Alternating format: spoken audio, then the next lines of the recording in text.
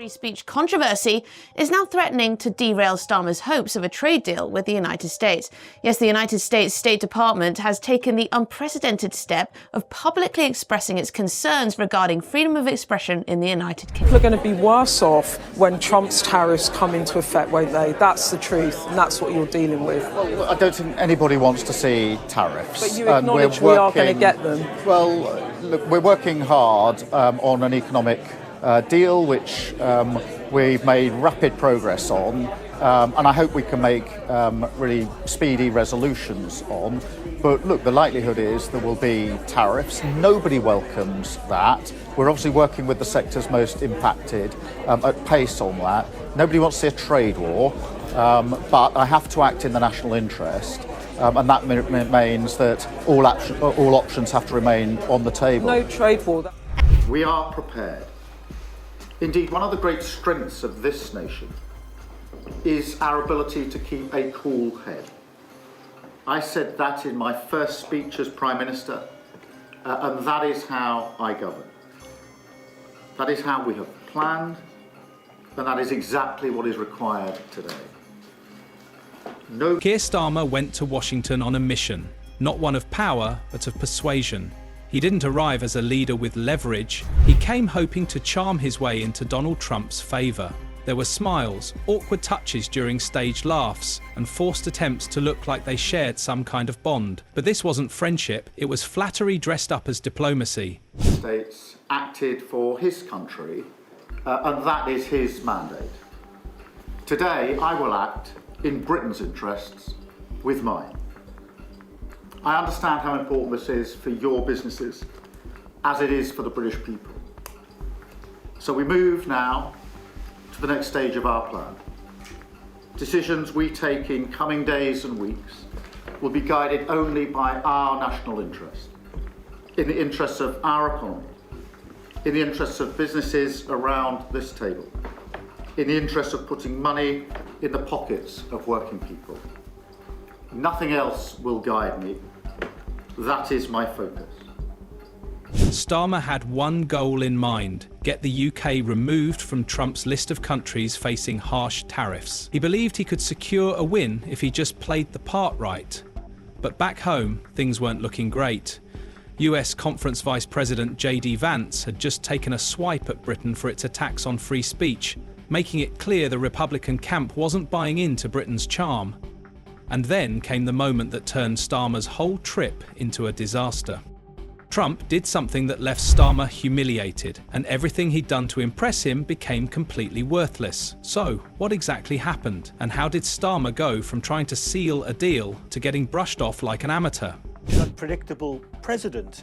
Whether actually Sir Keir Starmer's approach, which seems to be cautious, is actually the right one.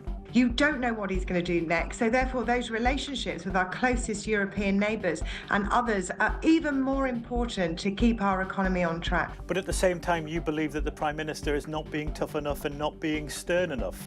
You can't have a special relationship with a bully. You have to stand up to the bully. Starmer's trip was meant to show strength. It was promoted as an important diplomatic effort that could shape the future of UK-US trade. But when the cameras started rolling, it quickly turned into something else, an awkward display of someone trying far too hard to impress. He laughed at Trump's jokes like they were gold, placed his hand on his back like they were lifelong friends, and tried to force a connection that just wasn't there. Instead of commanding respect as Britain's Prime Minister, he looked like someone desperate to get noticed, trying to win over a man who had already made up his mind. And what was it all for? Tariff exemptions. Starmer wanted the UK spared from Trump's harsh trade penalties. In an odd move, he even brought a personal letter from King Charles, hoping that royal charm might open doors. On this, and we're considering our response, and all options are on the table, but I am disappointed at this outcome, and now we'll have to consider what we do as a result.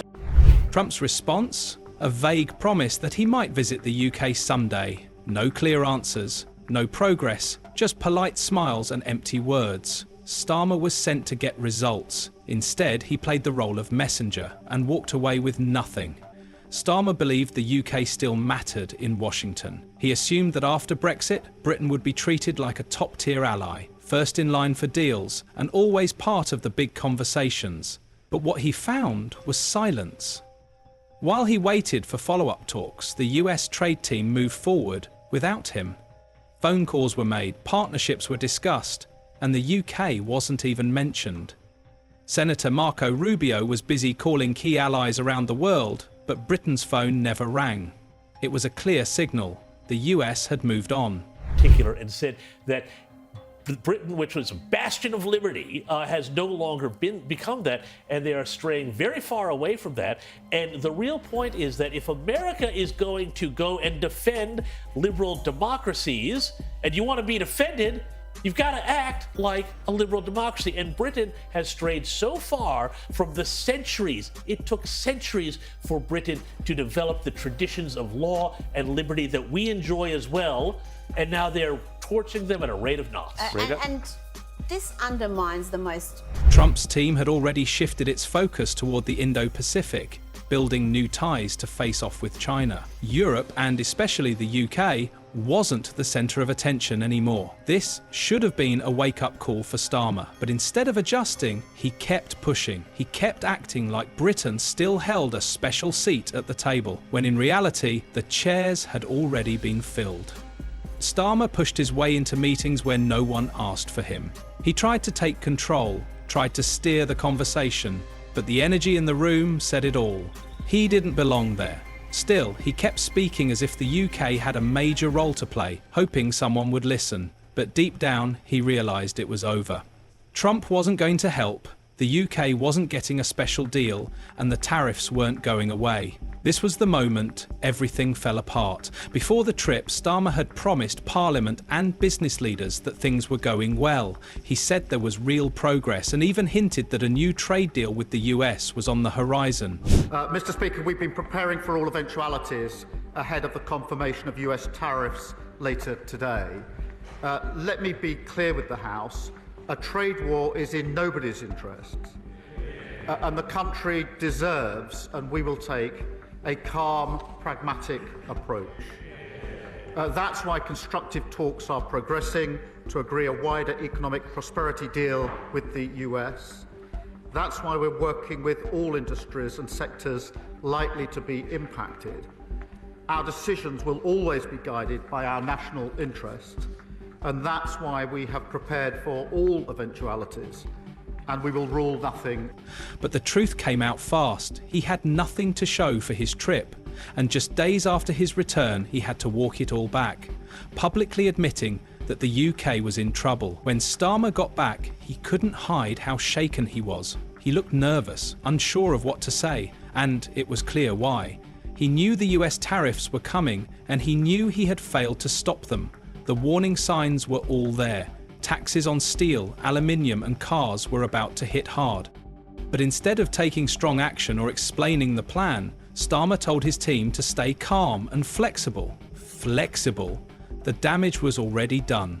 At that point, staying cool-headed wasn't strategy. It was denial.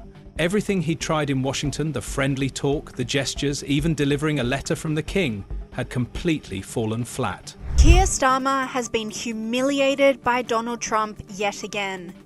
Tensions between the US and the UK have escalated as the world is now realising that Donald Trump was not joking about his wide-ranging tariffs. Keir Starmer reportedly begged Donald Trump for tariff exemptions for the UK, only to be brutally rejected because Trump took issue with the lack of freedom of speech in the UK. And despite how adamant Trump didn't take any of it seriously, and when the final decision came down, Starmer was left empty-handed, caught off guard and with no defense. Trump's new tariffs, branded as Liberation Day tariffs, hit like a sledgehammer. A 25% tax was slapped on all steel and aluminium going into the US. Cars built outside America, same deal, 25%. It was a bold move designed to punish trade partners, especially countries like the UK that use value-added tax systems. And while Trump's team looked prepared, Starmer's side was caught completely off guard. There was no plan in place, no strategy, just last-minute panic. His advisors scrambled, throwing out ideas like dropping the UK's digital services tax and offering US access to British tech markets. But these proposals came too late. The tariffs had already been announced, and the US wasn't interested in bargaining after the fact. Starmer's team was trying to fix a disaster that had already happened. We have, of course, a special relationship with our friends in the UK and also with some of our European allies, but we also know that there have been infringements on free speech that actually affect not just the British. Of course, what the British do in their own country is up to them, but also affect American technology companies and by extension American citizens. So that is something that we'll talk about today at lunch. We've had free speech for a very, very long time in the United Kingdom, and it will last for a very, very long time. Well, no, I mean, certainly we wouldn't want to reach across US citizens, and we don't, and that's absolutely right. But in relation to free speech in the UK, I'm very proud of our history there. Northern Ireland is now facing major losses. Over £100 million sterling could vanish in trade thanks to these new US tariffs. Industries like whiskey production and pharmaceuticals are already bracing for the hit. At first, the UK government hoped it could shield Northern Ireland from the worst of it. They argued it should be treated differently from the rest of the UK. But the US didn't care. Now even the government admits the tariffs will apply to Northern Ireland too, and don't expect US customs to sort out the details. They won't care if the whiskey came from Belfast or Birmingham. Trump's tariff plan doesn't come with exceptions or careful targeting. It's a blanket policy. And the truth is, Starmer has nothing in place to protect local businesses. No safety net, no backup. Just more pressure on small companies already struggling on both sides of the Irish Sea. While markets were crashing and businesses across the UK were bracing for impact, Starmer remained in Washington, smiling for the cameras and posing as if everything was under control. The contrast was striking. Investors were already anticipating a wave of retaliation from global powers like the EU and China, and other governments were preparing strong responses of their own. Well, with all the economic doom and gloom that's going about, we all know that Keir Starmer is desperate for a trade deal with the United States. But could it all be at risk due to a row over... But Britain? It looked unprepared, indecisive and weak. While countries like Canada and the EU openly discussed retaliatory tariffs, Starmer refused to even consider that route. He kept insisting that the UK needed to remain calm and level-headed, even as the US tariffs began to take a heavy toll. That calmness came at a cost. The sudden hit from the American trade penalties left almost no room in the UK's spring budget. Chancellor Rachel Reeves was left with little to work with, and the government found itself backed into a financial corner. Yet despite the pressure, Starmer continued to act like things were under control, when it was clear they weren't. Trump's actions made something crystal clear. The so-called special relationship between the US and the UK is no longer what it once was. But instead of facing that reality, Starmer held on to the idea like a security blanket. He kept acting as if personal charm and polite diplomacy would be enough to preserve Britain's influence on the world stage. Free speech controversy is now threatening to derail Starmer's hopes of a trade deal with the United States. Yes, the United States State Department has taken the unprecedented step of publicly expressing its concerns regarding freedom of expression in the United Kingdom. He tried to be everything at once: the wise diplomat, the trusted statesman, the go-between for Europe and America. But Trump wasn't fooled. He didn't care about friendship or history. The US wanted leverage, not loyalty. It wanted deals, not compliments. Post-Brexit, Britain was supposed to be more independent, more flexible, and better positioned to make bold moves. But under Starmer's leadership, it ended up in a dead end. He misread the moment completely. While he believed the UK was first in line for special treatment, it turned out Britain wasn't first in line for anything. It was just the next target. People are going to be worse off when Trump's tariffs come into effect, won't they? That's the truth, and that's what you're dealing with. Well, I don't think anybody wants to see tariffs. But you acknowledge we are going to get them. Well, look, we're working hard on an economic deal, which we've made rapid progress on, and I hope we can make really speedy resolutions on. But look, the likelihood is there will be tariffs. Nobody welcomes that. We're obviously working with the sectors most impacted at pace on that. Nobody wants to see a trade war, but I have to act in the national interest. And that means that all options have to remain on the table. No trade war. In the end, one image sums it all up. Keir Starmer standing beside Donald Trump, wearing a forced smile, trying to appear confident. only to return home with absolutely nothing to show for it. His trip, meant to secure progress and protection, ended in failure. The promises he made to Parliament, to the press and to British industries fell apart within days. The US moved forward with blanket tariffs anyway. British sectors, steel, cars, whiskey and pharmaceuticals, are now facing serious consequences. And what is Starmer's response? He says he's working hard and that progress is being made. But for many, those words are starting to sound hollow. Speaking to world leaders on the phone this weekend, talking tariffs, what they mean, how to deal with them. So here's the real question. Will Starmer keep walking into these situations thinking he can win favour only to be dismissed again? Did he truly believe that flattery would protect the UK from punishment? Or was this just a diplomatic miscalculation from the start? Let us know what you think in the comments below. And if you want more updates on how British politics is changing and how global power games are playing out, don't forget to like, share and subscribe.